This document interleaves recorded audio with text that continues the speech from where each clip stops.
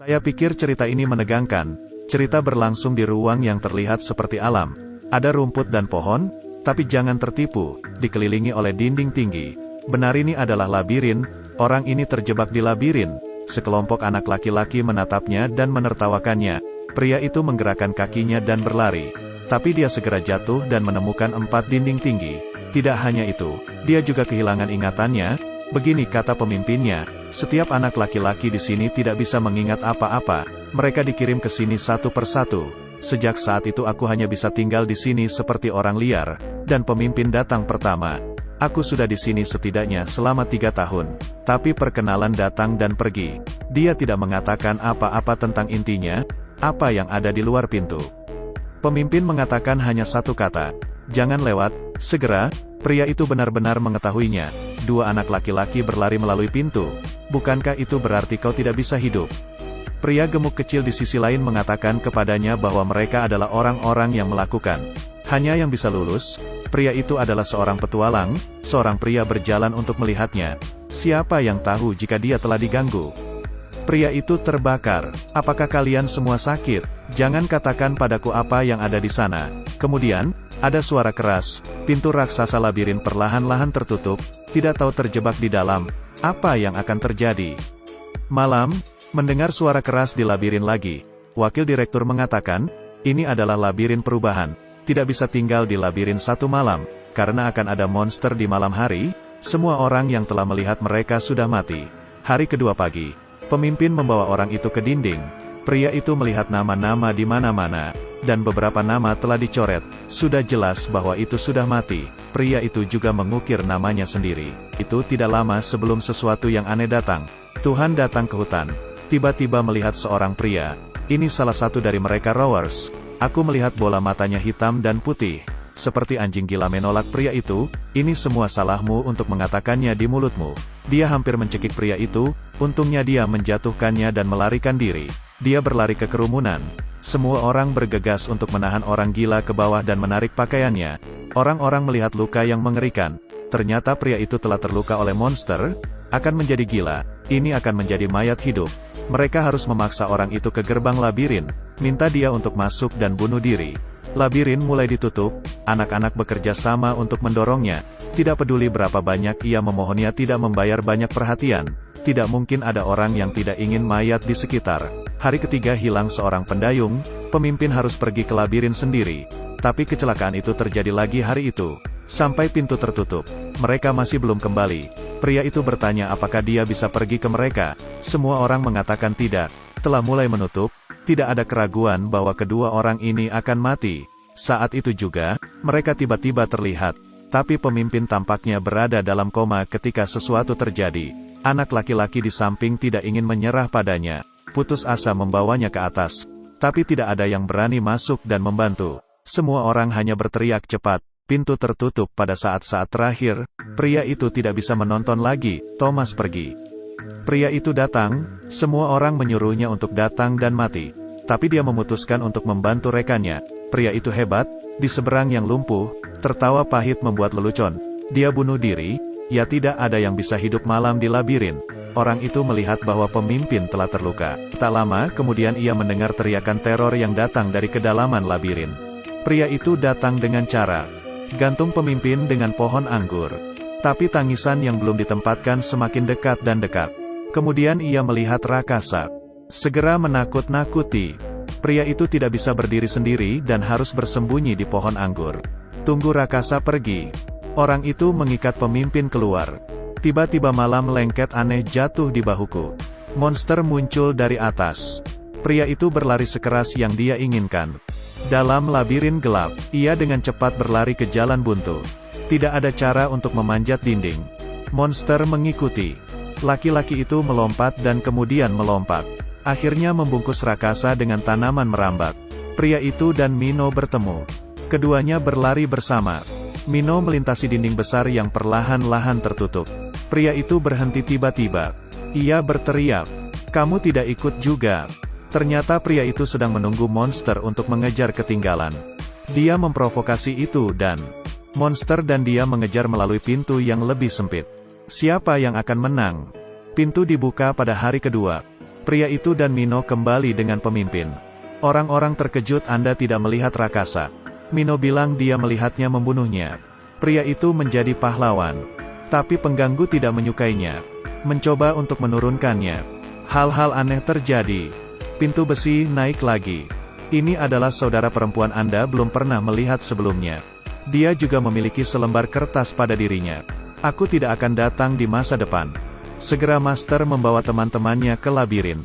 Temukan tubuh monster itu. Mekanisme aneh ditarik dari itu. Kemudian mereka kembali ke tempat yang aman. Mino menunjukkan kepada orang itu peta labirin yang telah dibuatnya. Awalnya 3 tahun. Mino berlari melalui setiap sudut labirin. Dia tidak menemukan jalan keluar. Tapi dia menemukan 8 daerah di labirin. Dan perangkat itu menunjukkan bahwa ia mungkin dapat membuka pintu zona 7. Nyonya rumah terbangun. Pria itu biasa berbicara dengannya katanya. Aku bermimpi kamu di punggungku. Aku mengatakan hal yang sama kepada gadis-gadis, tapi mereka sedang dimarahi. Wanita itu memberi pria itu sesuatu di sakunya. Ini 2 ramuan. Pria itu tiba-tiba berpikir bukankah pemimpinnya diracuni? Ini mungkin obat penawar. Dia membawa saudara-saudaranya ke kepemimpinan. Pemimpin tiba-tiba meninggal dan menangkapnya. Anda seharusnya tidak datang, Anda seharusnya tidak datang. Tuan rumah segera memecahkan misteri ini. Akhirnya membuatnya tertidur. Keesokan harinya pria itu dan Mino memutuskan untuk masuk dan mencari jalan keluar. Mereka berlari sepanjang jalan melalui labirin besar. Ini benar-benar terlihat lebih besar dan lebih besar. Mereka datang ke distrik ke-7. Zona 7 adalah zona Blade. 2 orang mengambil alat berat dan mengikuti sinyal yang dikirimnya. Sebuah pintu ditemukan. Mino belum pernah melihat pintu ini. Mereka masuk dan membuka pintu dengan perangkat, datang ke mulut gua dan tiba-tiba ada pemindaian. Kemudian ada ledakan keras, lubang dimulai dan ditutup. Kedua pria merasa ada sesuatu yang salah dan berlari, menjalankan. Mino marah dengan pria itu, pisau terus tertutup di sepanjang jalan. Keduanya berlari melintasi pisau di celah terakhir. Tiba-tiba pria itu melewatkan barisan pisau. Hanya dapat mengambil keuntungan dari pisau satu persatu periode tertutup galop. Pada akhirnya itu adalah perasan di masa lalu.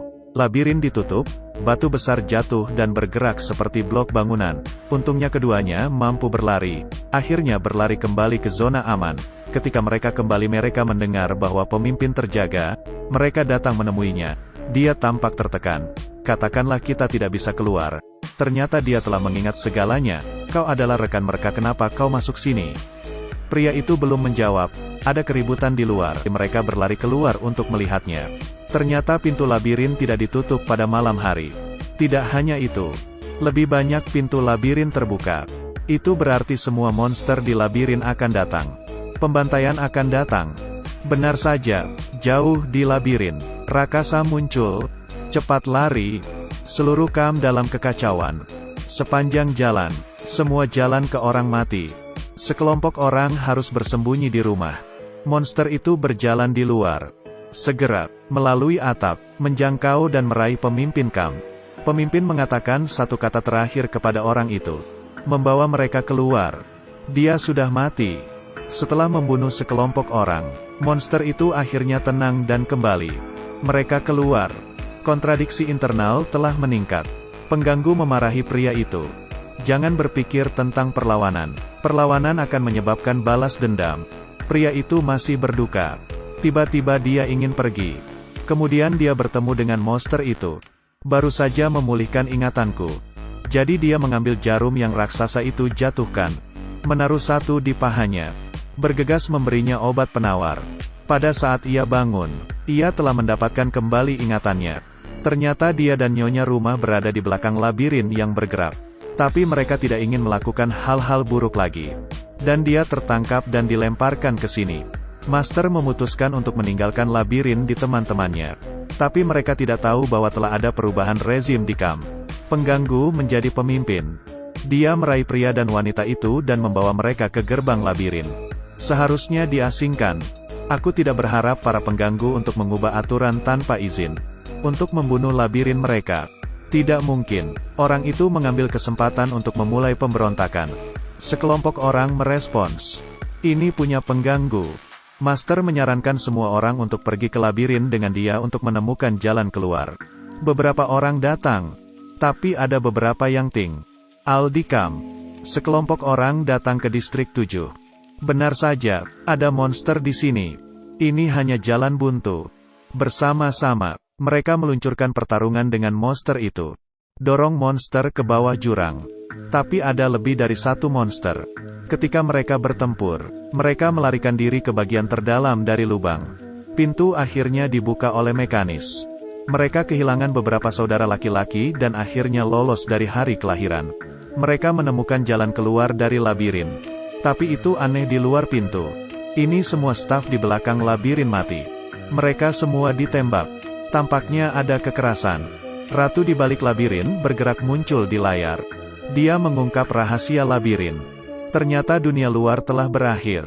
Manusia terinfeksi virus yang merajalela. Mulai membunuh satu sama lain.